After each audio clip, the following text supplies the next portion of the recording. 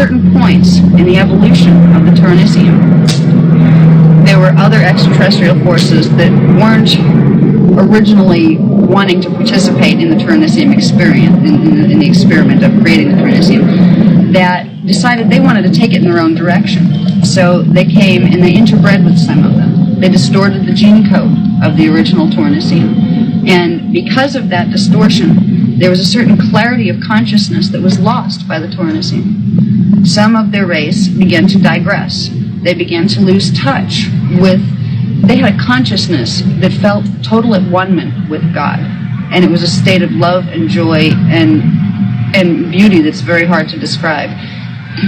When they got involved with some of the other extraterrestrial groups that did not have that high of a gene code, it reduced their own.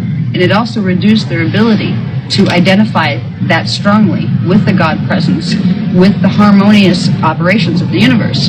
So some of them evolved into a species called the Atlanteans. Not the Atlanteans, but Atlanteans. There's only one T in that name. That was where our original race memories of Atlantis actually came from. It came from Harmonic 2 in Atlantean. They began to have problems with what we would term here ego. They began to see themselves as very powerful, and they began to see power as something not to be used just in love and in service to the universe, but as something that they could collect and use against other beings. There was a large group of them in power in the Atlantean civilization. There was a group of them called the Templar Solar Initiates, who were appointed as the guardian keepers of certain of the energy dynamics of planet Terra. It was a very, very sacred position, and it was given to them by something called the Sirian Council from the planetary star systems of Sirius. They had given them, because the ones from Sirius were part of the parentage of the Taranisium race, and they had entrusted their children with this very, very sacred job. Well, the Templar Solar Initiates goofed up big time, to put it mildly. Our Atlantean memories, which we all have at some level, deep down in our gene code, are the memories of what the Taranisium did to Terra in their abuse of power. And what they did was they used certain crystalline technologies, which are chelantic technologies, as was discussed in some of the other classes that I gave. They used them in a way that caused implosions and then explosions within the energetic grid of planet Terra. Part of planet Terra, not the whole thing, but part of it broke off. Its energetic form dismantled instead of being together.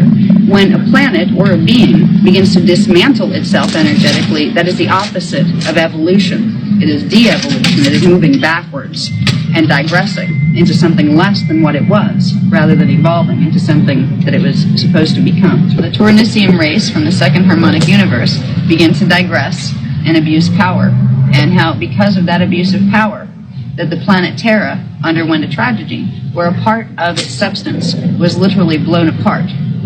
Now, where did that substance go? It left the second harmonic universe. It dismantled itself in energy terms, and it fell in vibration. It fell in speed. Its particles began to pulse slower. It ended up in the first harmonic universe. The fragments of Terra became our solar system. And there are 12 planets. One of them imploded a long time ago. It was called Maldak. And we have an asteroid belt now, I believe, where that once was. There's another planet that hasn't been discovered yet, and it's called Nibiru. And that's considered basically the 12th planet. And the sun is also considered a planet. So when the fragment came off of Terra from the second harmonic universe, it came into the first harmonic universe, and it created our Big Bang. The numbers are a bit off as far as where our scientists think the Big Bang occurred. It did occur, but not exactly for the reasons they think. And the planet existed before that Big Bang occurred. But what we are calling our solar system and the planets here were actually part of the planet Terra from the second harmonic universe. So our universe came into being this way, our solar system came into being this way, not our galaxy, just our solar system.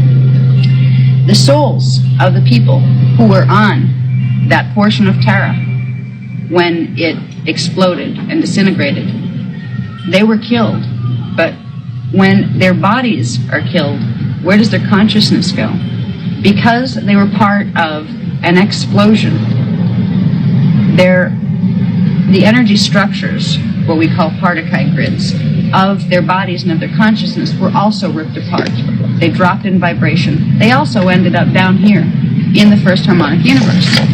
And if it were not for what was attempted and succeeded after that occurrence, those souls would have become part of what's called the unified field of energy within dimensions 1, 2, and 3. They would have become the firmament and the substance that other species would evolve with and through, rather than retaining a sentient identity of their own. They would lose all complete orientation of consciousness as a Taurinicium, and they would start their evolutionary process from a lower level than they originally started it in the first place, because the evolutionary strain of the Taurinicium did not start down here. It started in the second harmonic universe. They were thrown all the way back down to the first, and they would have had to start basically as subatomic particles that make up, basic matter substance here.